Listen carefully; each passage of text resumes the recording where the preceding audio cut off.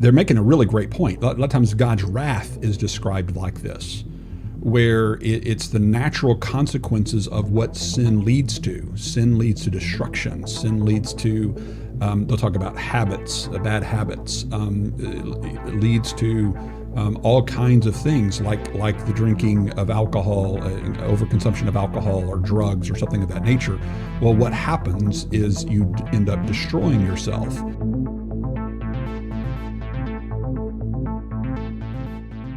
Oh, and welcome back to Soteriology 101.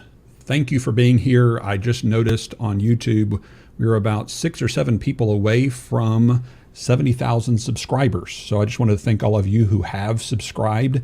Appreciate those who like our videos, who share, and I especially appreciate those who give on a regular basis, our patrons who make this possible. I cannot thank you enough. It really makes a difference for those that have given. It helps to support what we're doing here and to get the word out. I've noticed that we're starting to make some headway on social media when it comes to search engines and people looking for answers to the questions with regard to predestination and election and the difficult topics that we cover here at Soteriology 101. And some of you may wonder where I get the ideas for the different content that we cover here at Soteriology 101. Well, I get it from you. Listeners oftentimes send me video links. Sometimes they send me links of people who don't think very highly of me. And sometimes they send me video links of things like this discussion with Jordan Peterson, who's a very popular psychologist in the world today. For those that don't know Jordan Peterson, I've engaged with some of his stuff on the broadcast before. I'm interested in a lot of what he has to say. Some people are those, kinds of people who say, "Wow, we shouldn't listen to anybody out there that doesn't come from our, biblical worldview, our Christian worldview." And I don't agree with that. I think we can learn from the secular world. I think we can glean wisdom from all of God's creation, and God can teach us through other means. I think Jordan Peterson is one of those tortured souls that's seeking. Based upon the videos that I've played here in the past, the kinds of things he says about God, the kinds of things that he just treats the things of the Scripture so seriously that he's not willing to haphazardly just call himself a Christian or to say, "Yes, I believe," in that way, unless he's really serious about what he believes. And that I have a huge amount of respect for him in that regard. There's no doubt that the man is a genius. Along with the other scholars that are around the table that he's having this discussion with. This is a series, 5 or 6 or 7-part series. I don't know how many parts of the series it is, where they're actually walking through the book of Exodus, and physiological and all kinds of historical.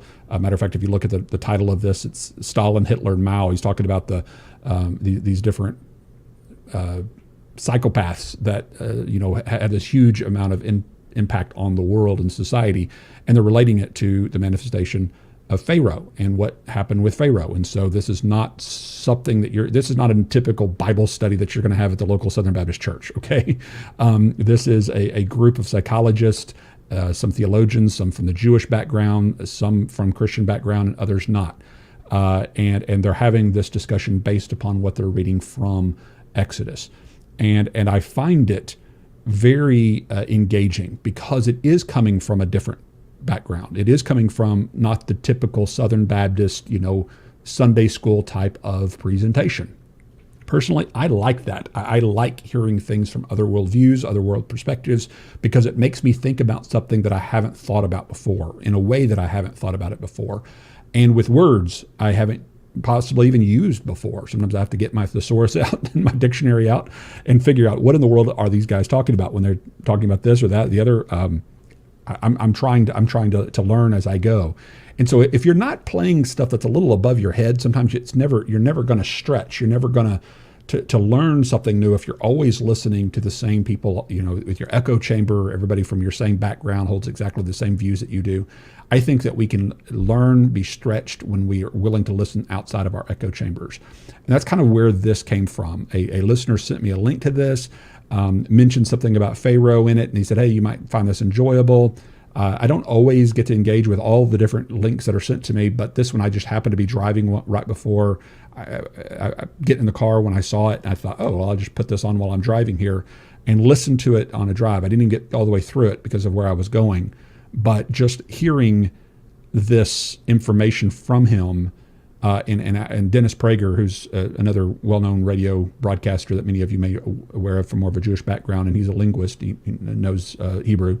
And he draws the same conclusion, Dennis Prager does, by the way, draws the same conclusion that Dr. Michael Brown drew in a conversation that he and I had on stage several years back with regard to the word hardening, as to strengthen one or to strengthen somebody in their resolve.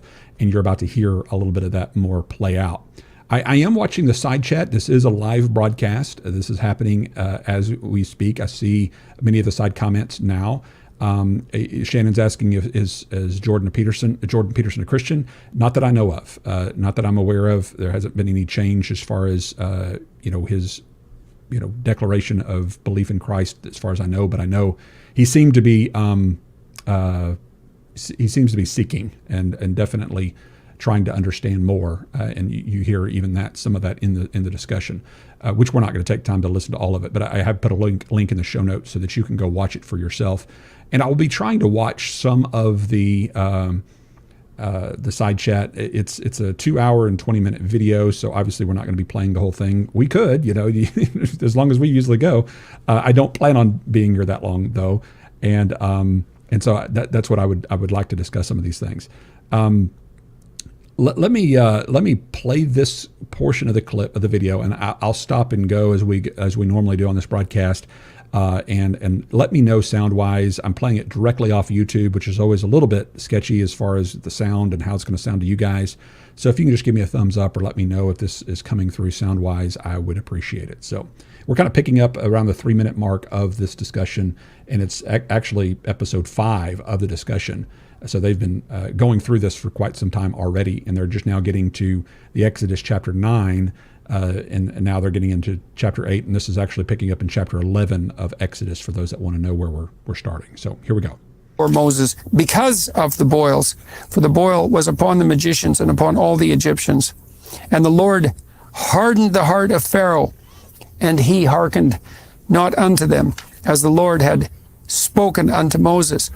And this is an illustration, as we pointed out to some degree before, of a very profound psychological point, which is no matter how deep the pit of hell you've dug for yourself with your tyranny, there's always one stupid and blind thing that you can do, at least, that will open up yet another pit under you. And that's why, mythologically, I would say, and symbolically, hell is a bottomless pit. It's very important to know one quick thing on the Hebrew. It does not say stiffen, or what was that the word in the King James? Harden. It is clear what it says. This is easy. Vayechazek. The word chazak is in modern Hebrew as well. It means strengthened. He strengthened Pharaoh's heart, which goes back to my original point. He gave him free will. Mm-hmm. He did not deprive him of free will. Mm-hmm. Right, that's a crucial point. Crucial point. Yes. Mm-hmm. Yeah, so I wonder why it was translated as hardened, or even maybe hardened didn't mean exactly the same thing at that time in the translation. That's right. That's just as when King James says, "Thou shalt not kill," for the commandment, which is "Thou shalt not murder." In those days, kill was murder. Uh-huh. Yeah, but you can understand hardening of the heart as a strengthening of the will, in the sense that it's like a crystallizing of the Pharaoh's will, like his will gets locked in, basically. And so you can but understand it's still up to the Pharaoh. It's up to the Pharaoh, but right. It's like as long as we know it's up to the Pharaoh. Yeah. No, that's a very important. Of course, there's also the point that it's still saying the Lord is behind this, and so I think the contention there is that the principles of reality itself are being shown forth here, and Pharaoh is himself within them. Mm-hmm. And that doesn't undermine his free will, so to speak, in the way that you're saying so well, Dennis, but rather it shows that it is itself, you might say, conditional upon these principles. Well, he strengthened him to be the fullest version of himself. Fair. Okay, so let me stop there because there's so much already meat on that bone, so to speak, from what they're saying. And thank you for the comments about the sound and kind of where we are. That helps. So many great points here so far, and they're going to go on to make some more that I think are worth listening to. But Dennis Prager, he knows the original Hebrew, and so he says the same thing as I said, as Michael Brown says, is that the word for hardened literally means to strengthen somebody in their resolve, to like the other gentleman pointed out, it's almost like the will is being crystallized or hardened into what it is, and God's giving them over to that. He's strengthening him to be the full version of himself.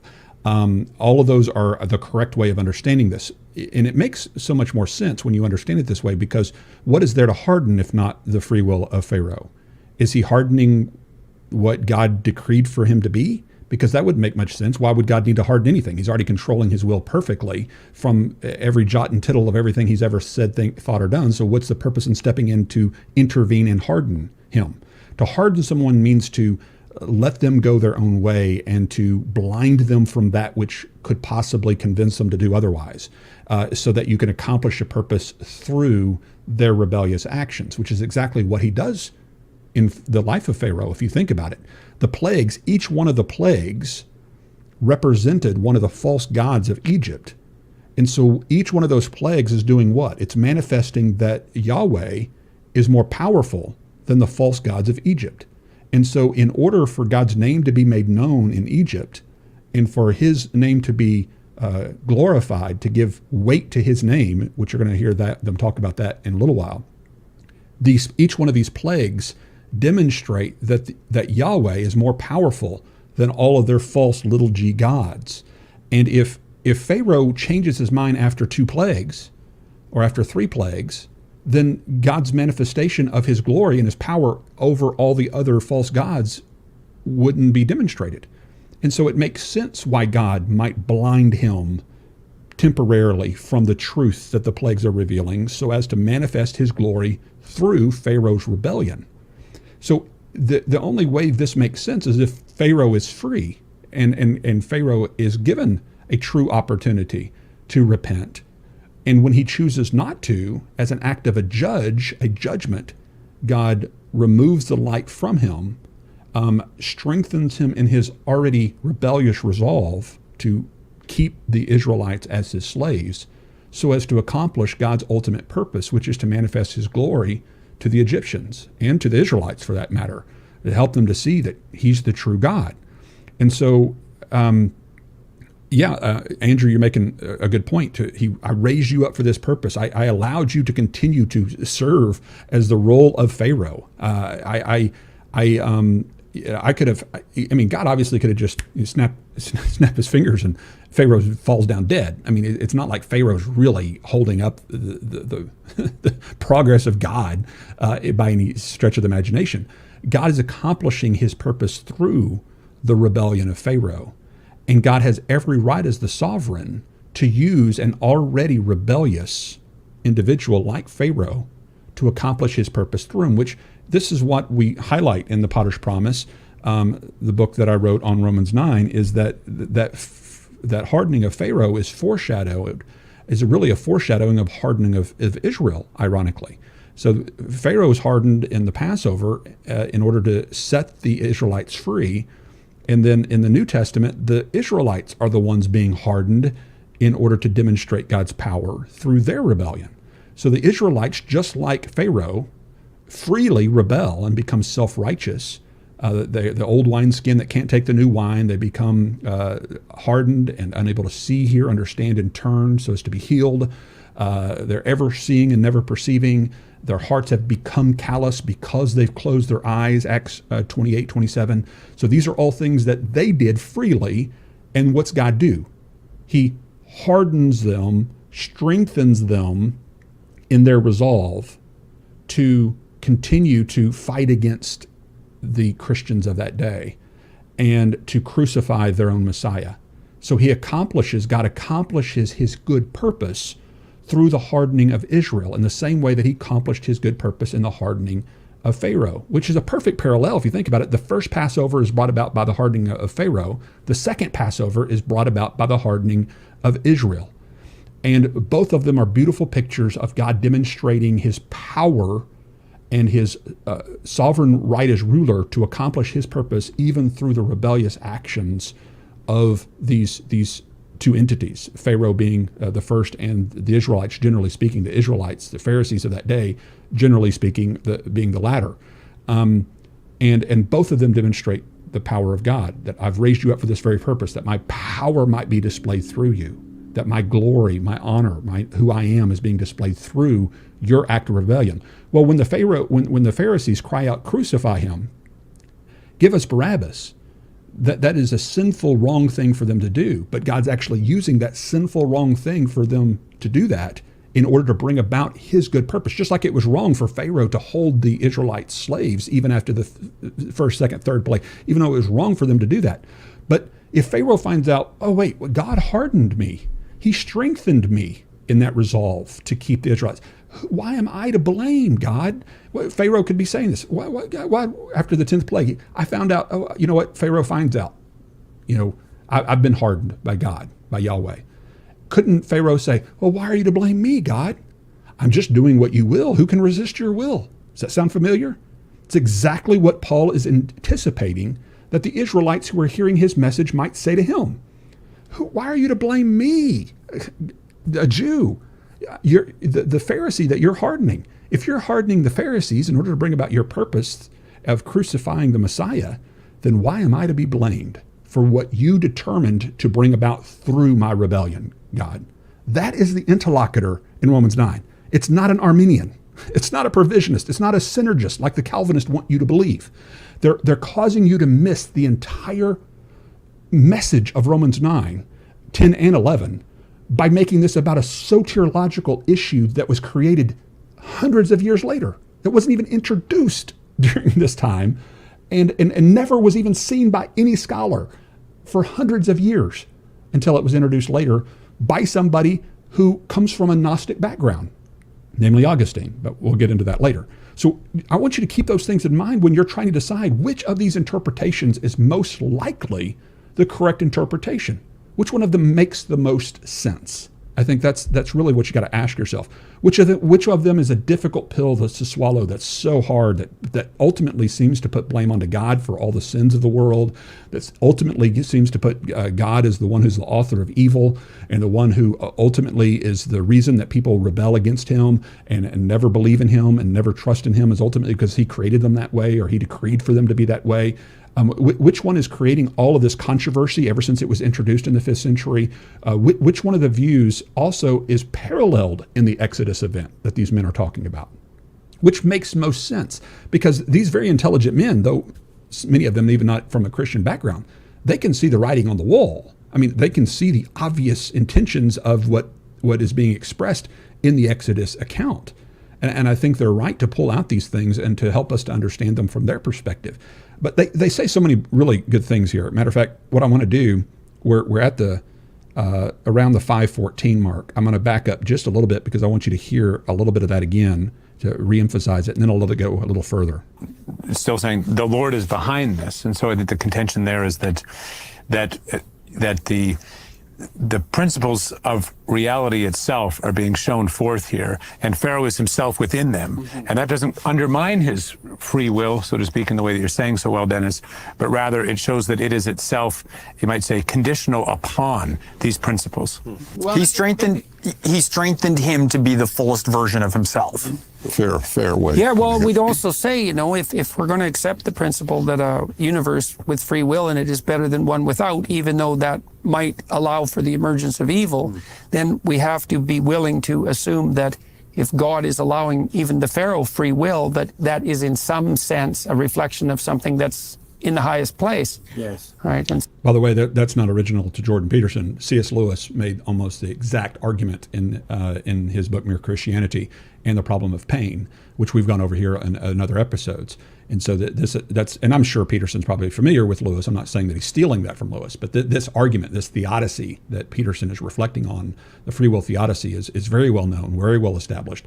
Though it seems as if many Calvinists that I have discussions with over this issue seem to at least act as if it doesn't exist, or aren't willing to engage with it in an in-depth level. Now, that's not all Calvinists, obviously, but some of the back and forth that I'm thinking of in my mind just recently, some of them want to seem to ignore the most popular of the explanations for the problem of pain and theodicy. And that's exactly what Peterson is reflecting on, is that free will theodicy is well established historically and gives a very good explanation as to why God might allow for free will and thus the entrance of evil and suffering. And so, and I think you can make a pretty good case that for will to be as free as it can possibly be in the metaphysical sense, it has to be able to span the entire dimension of choice between radical evil and radical good. And so... But you remember in the first 5, it's Pharaoh who does it. And now, after the second 5, the Lord does it to him. In other words, he's driving him to the logic of his own settled choice, which is... Right, which this is a great point that he's making here, because, by the way, that's O.S., I guess, Os Guinness. He wrote an endorsement for Determined to Believe. I just noticed John Lennox on the back of John Lennox's book, O.S. Guinness, the author of An Impossible People. That he's on the back of that, along with Paul Copan, J.P. Moreland, who we've had at our unapologetic conferences. And the reason I have this book is because I was rereading his stuff on John 6, because I'm going to be debating James White in March, on March the 7th, if all things work out, as I think that they will based upon the back and forth emails so far, is that I will be debating at, I think it's First Lutheran. I need to look up the actual name. This is a place where all the debates seem to be from James White's history. He has a lot of debates there in Houston. And Pastor Evan hosts the debates for Dr. White there in Houston, and requested and asked if I would be willing to debate over John chapter 6, verse 44, as to whether it teaches unconditional election or not. And I agreed to that for March the 7th. And so it looks like that's going to work out. And so mark your calendars if you would like to attend for March the 7th there. Fly to Houston or drive to Houston, or if you're already in Houston, join us and let's pack the house and enjoy that. But I just mentioned that just because that's the first time I noticed that that's a guy who gave an endorsement for Lennox's book. And he's pointing out something that I think Lennox points out in this book as well, is that for the first 5 times, Pharaoh hardens his own heart.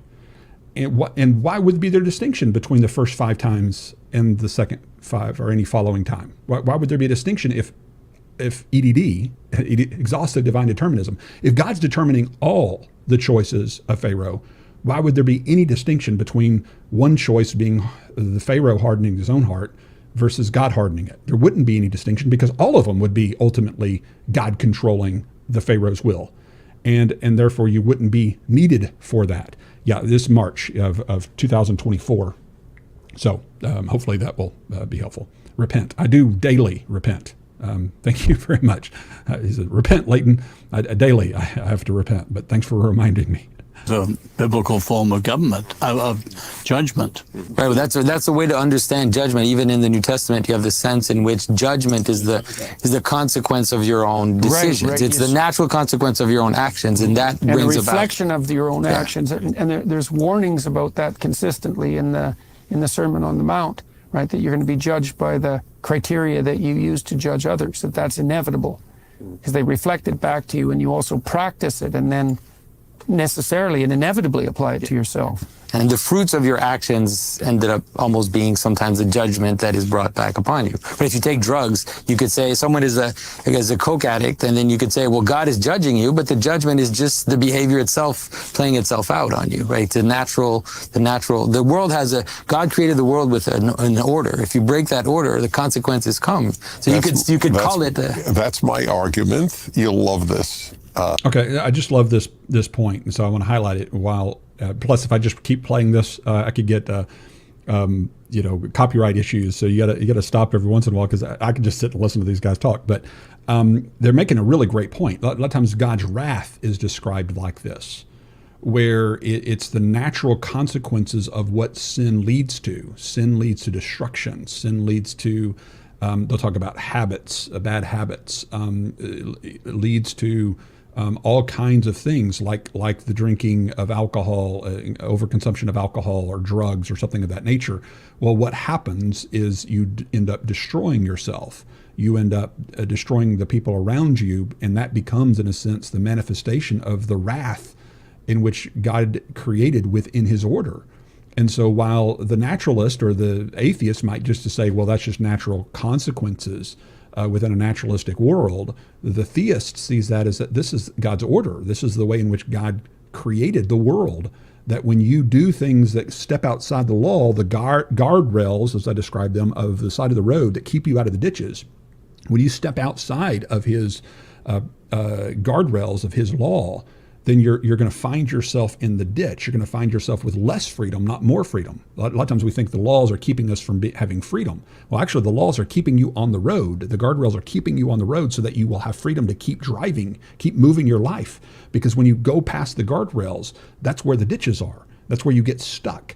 And when people go outside of the will of God, they find themselves stuck. They find the consequences, the wrath, coming upon them. And that's a part of that, where the natural consequences of your actions display themselves, which is exactly kind of what they're talking about being manifested. Because I love what you just said. So when I teach the 10 Commandments, I ask people, so what's the punishment for violating the Sabbath? And what I'm about to give you as my answer is heartfelt, because I know it from my own life. The punishment for not observing the Sabbath is you miss the Sabbath. Mm-hmm. And because if you keep it regularly, as I do, and you miss one, you really miss it. Mm-hmm. What do you miss, like personally? Oh, the rhythm of my life is that one day a week I leave the world. And if I don't leave the world that day of the week, 14 days go by when I have lived a secular life, and it gnaws at me. Mm-hmm. This is such That's a great point. I think that's exactly what Galatians and other passages are talking about, where Paul is warning people from, going too far with the law, and saying that the Sabbath was made for man, not man for the Sabbath. And so what he's saying is, when you miss the Sabbath, you're hurting yourself. When you don't take a day to rest and get away from work, the consequences are missing the Sabbath, missing a day that you need to be able to function rightly and to be healthy in your life. And when you continually, habitually miss Sabbath, you don't rest, you don't find time to rest for yourself, then what's going to eventually happen to you? Eventually you're going to get burned out. Eventually you're going to have other problems. Maybe you lose a spouse, or lose connection with your children, or lose a job. Why? Because you don't take time to take care of yourself mentally and physically and emotionally, because you're not taking time to rest. So the natural consequence of not resting is the burnout, is all of these things that happen to people, because God knows how he created us. He knows that you need to take a day off. You need to stop. That's exactly what Dennis is pointing out. A fundamental principle, because it's so easy to approach a religious text as if this is somehow, a myth someone made up that, about a God that is external to reality. He's going to punish me, but that really what this text, I think, is about is precisely this principle, is showing us from within what the principles of the real are. And this dictum that you've just given us about the Sabbath, which is so beautiful, this occurs also in Plato in the Gorgias. He says, it is worse to commit than to suffer wrongdoing. This is taken up by Boethius and others, who argue that, goodness is its own intrinsic reward. I mean, you are one with the goodness you have done, right. Just as evil is its own intrinsic punishment. And so that's reflective of an intrinsic moral order. Yes. Mm-hmm. Yeah. So there's a lot of wisdom there. People could say what they want to about unregenerate men not having insight or understanding of truth. And then you watch something like this and you go, you sure about that? So it's just like, you think of Gamaliel in the scriptures. Matter of fact, before I make that point, I think provisionist perspective is on here. That must be Drew, because he's speaking Spanish in another text there, so it must be Drew. Saying, Leighton, he says, I can see the response videos now. Leighton agrees with an unbelieving Jew, dum-dum-dum, And yeah, that's sometimes the surface level, response to somebody's going to be, oh, look, Leighton. Well, listen, I've seen guys play atheists that they agree with. Truth is truth, regardless of the mouth that it comes out of, whether it's a donkey, an atheist, a Jewish person, a Catholic, whatever it may be. People from all stripes, and just like lies can come out of the mouths of Christians, false teachings can come out of the mouths of regenerate believers. So too, truth can come from somebody who hasn't come to know Christ. And Gamaliel is a good point of this. I mean, Gamaliel, makes the statement in the scriptures that, basically helps the whole formulation of the spreading of the gospel, which was within the Sanhedrin, I think it was, where he says, hey guys, if this is from God, you can't stop it. And if it's not, there's nothing going to come of it anyway. So, don't try to step in, don't try to stop it. If it's of God, then, you can't stop it anyway. And so, again, he's not a regenerate believer, but he can make a wise point. He can make something that's very wise and true, and you can learn from that. So I think that's a good point. There was one other section of this that was very intriguing to me, and I wanted to play it as well. And so, excuse me real quick while I try to find it. I think it's around the 20 minute mark here. Somewhere around here, and I'm just going to play this as, just listen to some of the things that he brings out here, because I think there's some really good insight here that we can glean from. He stiffened his, first of all, he did it to himself. He stiffened his heart, okay? So I hope I can make this clear, and if I do, you'll find this fascinating. The word is vayichbad, which literally means made heavy, okay? Let me go back a little bit, because he gets the point first, and to kind of, Dennis is talking about the strengthening of his heart, the hardening of his heart again, and so I want you to get all of that. I've sinned this time. The Lord is righteous, and I and my people are wicked. So he sees that it's not just him. It's all it's my entire nation. That's the problem. It's my. So that's an interesting. Here's a fascinating, truly fascinating thing about the Hebrew, where it says stiffened. He stiffened his. First of all, he did it to himself. He stiffened his heart. Okay, so I hope I can make this clear, and if I do, you'll find this fascinating. The word is vayichbad, which literally means made heavy. Okay, there's no one would doubt that. I'm not reading anything into it. Kaved means heavy in Hebrew. Now, here's the beauty. Honor your father and mother. The commandment is the same exact verb. Honor literally means make heavy. You should hold your parents. No, you should hold your parents in a heavy way. That's what it really etymologically means. It's correct to translate it as honor, but it literally means make your parents heavy in your eyes. So here's the killer. There is another way of therefore translating this, and it just occurred to me today. I wish when I wrote my commentary, I realized this. You can actually translate this as Pharaoh honored his heart and didn't send the people out. Dennis, you eventually go one higher. The glory of God is the same word. In other words, that's God's correct. glory That is right. the ultimate weightiness. How'd you know that? In the universe. No, I think, compared with... He's smart. Yeah. Compared with Milan Kundera. No. Right, you've got the reverse of Milan Kundera, the unbearable... That was precious. He just knows some stuff. That is clear beyond It's a constant shock. That's correct. That is the word. That is exactly for honor and glory. The ultimate reality Yes. of reality has weightiness. That's right. Yeah, well, we make allusion Nietzsche, to that too. when God dies, everything becomes weightless. Nietzsche. Right. Well, we say we do reflect that in the connotations of our words. We say this is a weighty matter, or those were weighty words. Gravitas. And that's right. And that has gravitas, and that indicates it's massive and solid. An anchor, something that it's also something that doesn't move. In some ways, it's distilled into its primary essence, right? If something's dispersed, right, it's less. So it's concentrated. That's right. It's the purest concentration, right? So. Another thing that I find interesting here, I'm trying to stress test the text in a sense that doesn't sound prideful in relation to does this map onto my own experience, or in what way can I understand this through my own experience? And we were talking yesterday about sort of putting ourselves in Pharaoh's position, so to speak. And, you know, I think it is just true. Like, it is, the reform of the self is hard.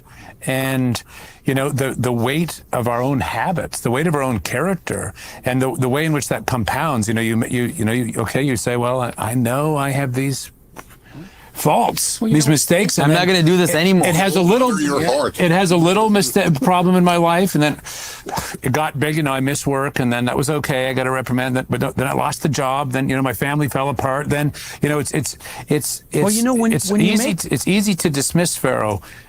You know, much harder to dismiss ourselves. Yeah. When you make a habit, what happens there's a neurophysiological process. So when you first encounter something novel, so you don't have habits in that domain, a large part of your brain is metabolically active. And it's because you're not very good at it, and there's no specialized system developed to deal with that anomalous occurrence. And then as you practice, less and less of your brain is involved. It moves from the right to the left, and then from the left frontal backwards, till you build a little machine, but it's not a machine, in the back that automatizes that. So if you practice a sin, let's say, you build a little machine, but it's not a machine because it's alive. It's more like a sub-personality. And then when you want to take that thing out, it's not particularly happy, and it will respond in many ways. Well, look, it couldn't animate you. The habit couldn't animate you and shape your perceptions if it wasn't a spirit. And so you build in those habits, and you allow the spirit that constitutes those habits to not only inhabit you, it's more than that, because that little neurophysiological mechanism, in order for it to grip control of your perception and action, it has to shut down all the rest of your brain, because otherwise you do something else. So if it doesn't have the capability to shut down the rest of your brain, it couldn't implement itself. And so when you go to battle against that, not only is it alive and it causes pain to kill it, but it also is capable of shutting down the rest of the brain, or it wouldn't have got purchase on you to begin with. And then it's even worse than that, because you can't kill the damn thing once it's in there. The best you can do is build another machine to shut it down. And then when you get stressed, the new machine that shuts it down is most likely to collapse first, and then it'll pop back up. Which is why, precisely in a way, the question here is the question. I was thinking, you know, all right, what does an atheist find in Exodus? I mean, if you stress test from this angle, you say, all right, I'm an atheist, I don't believe in any of this, and you say, okay, fair enough. How do you move on your own terms from, you know, being entrapped by your bad habits and the weight of the world and depression and whatever else? I mean, is there any movement possible? That's, you know, getting God out of the picture doesn't change the problem of where you are, right? You're still left with that.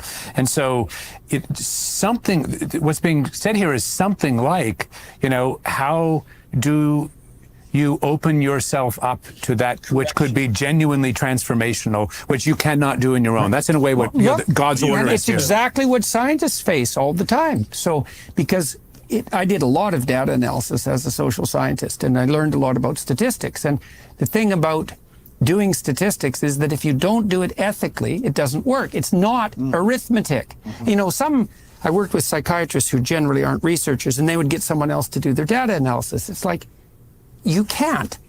It's not numbers that you run an algorithm on and you get the facts, ma'am. That is not how it works.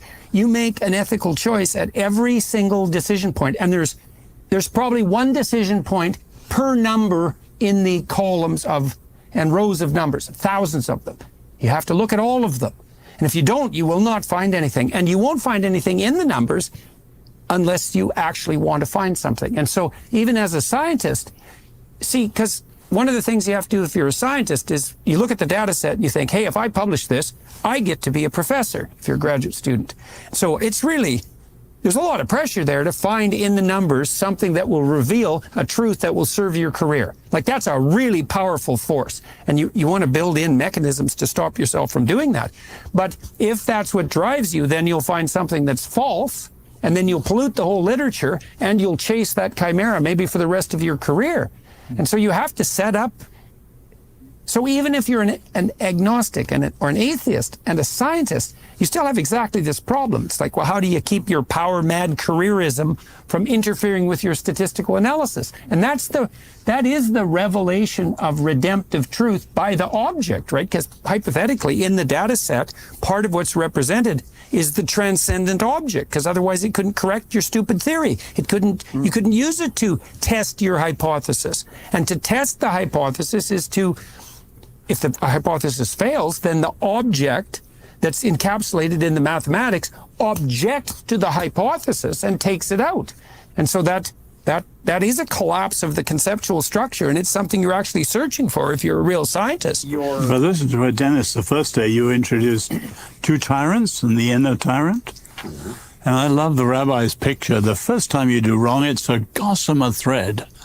You do it again, it's a stronger thread, and eventually it's a massive rope. Yeah, and then it's and a you're noose, bound. and it travels backwards. I mean, the machine you're talking about, like, let's think of that as a possession, right? It travels from prefrontal cortex back towards the lizard brain. So you're talking about this as an uncreation, right? What's happening here is it's a reverse.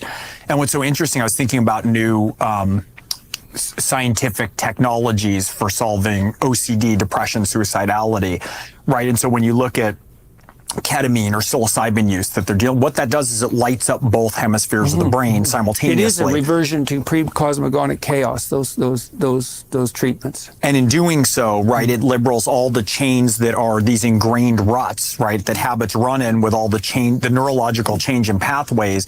It elevates you for a moment into a more chaotic state that lets you have access to your pathways. That's super important because we often only think of the ascent up the mountain, right? It's like that's what we're moving towards. Moses is going to go up there, is going to get the law. We're going to establish Israel.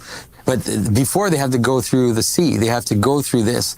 And like there's this, in Christianity, of course, we have these things of baptism, which is the idea that before you build something, you have to be reduced. You have to be reduced to death. You have to go down into death. And as you come out, then all of a sudden you have to return to the potential. That's right. Yeah. Well, and that's true. There's no, and Piaget knew this, there's no learning without the transformation of the pre-existent conceptual structure. And it's partly because all our conceptual structures are complete. Like we completely map the world, but the map is low resolution and erroneous. And so when you learn something new, not only does something new come in, but something that was there already has to die. And so there's always a tyranny, always, whenever you learn something, there's always a tyranny and then a desert. And the desert is also the place where there's manna and the place where there's the possibility for guidance, but also the possibility for ideology and idolatry. It's the constant pattern of learning.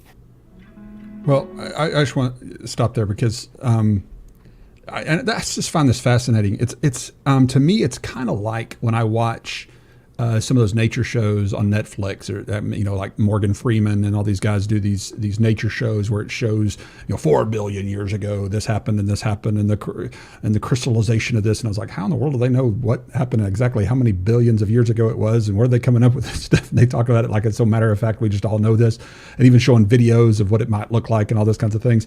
But as I watch that as a Christian, as a theist, as I watch those things, I'm thinking to myself, how amazing is the works of God if even a portion of what these guys are speculating or talking about is true, a reflection of what God did in bringing about the earth's existence and life.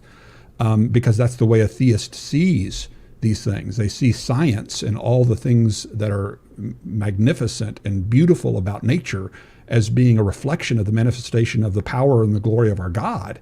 And that's exactly what I see kind of with these men, many of them who aren't necessarily Christian, sitting around as theists, talking about the inner workings of the human mind as a part of the way in which God created us, as a manifestation of the way in which God created us. And so you've got passages, for example, like Romans 7, where he reflects on when I came to know the law, I died, and I continue to do the things I don't want to do, and the things that I want to do, I can't do those things. And you just heard Jordan Peterson, a very well-educated psychologist, explaining the neuropathways and the ruts that form in your brain when you take on bad habits. and form a characteristics of a sin in your life, and how almost impossible it is to ever get rid of that. How building this other structure to overpower that thing you've already built in your mind through this, this habitual work, and how true that is. And I think about my own reflection of my own sin in my own life and my own habits and my own back and forth struggles. And I'm thinking that's what's happening in my mind. Whereas an atheist might hear something like that and say, oh, that's just the neural pathways of this, and this from the, the Big Bang and the natural flow of evolution and the way our brain has formed over the billions of years or whatever it is. And what I hear is that's the beauty of the fingerprint of God's creation upon the highest of all of his order of creation, those created in his image.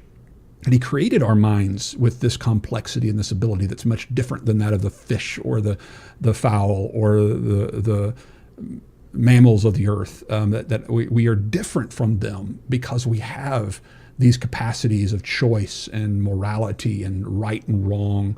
And we're able to have self-awareness and conscience and all the things that are just so absolutely fascinating to me. And hearing well-trained, well-educated people talk about that from a theistic perspective, even though it may not be purely a Baptist or Christian theological perspective, still from a theistic perspective to see and reflect upon the beauty of God's creation and how we work, I just found fascinating. It may have bored some of you to walk through some of that, but to me, if nothing else, I'm introducing you maybe to some outside sources of some things that you can reflect on, and several of the men in that circle are actually Protestant Christians, and so that it's not purely Jewish or atheistic or non-Christian men in that circle, but all of them obviously a lot brighter than I'll ever hope to be, and so I think we can learn from that. And yeah, I see some of you did enjoy that. And some of you are mentioning, I was going to comment on this too, the weightier matters of the law, because they were talking about the weight. This is exactly, Scott, what I did when I was listening to this the first time. I thought of scripture verses would just pop in my mind when they were talking about these things. And the word weight, the weightier matters of the law, those things that carry more weight, and how that relates to the word honor. What I also thought of, interestingly enough, was that Morgan Freeman, The Universe on Netflix that I've been watching in the evenings, with all these different stories of animals and all this stuff in the universe and all this thing, where it talks about gravity and it describes gravity almost like it's a god. He's the way he uses it. It's just like gravity is this everywhere, and it's holding us all together, and it's weighty, and it's like this glory and honor kind of verbiage used to talk about this weight and how it all holds everything together. And it's just interesting to me how even the atheistic language can be very reflective upon the nature of who God is and what God has done and accomplished when you see it through the eyes of the scriptures. Because those of us who have the scripture memorized, or we've studied it all our lives, we hear people discussing these things, and those verses just start coming to our minds and going, oh, that's that. Oh, that's exactly what that's happening. Oh, that's Romans 7. Oh, that's this passage. That's this passage. Because we see the revelation of God through what's being discussed about our minds and how our minds work, or how nature works, and all the beauty that comes from that.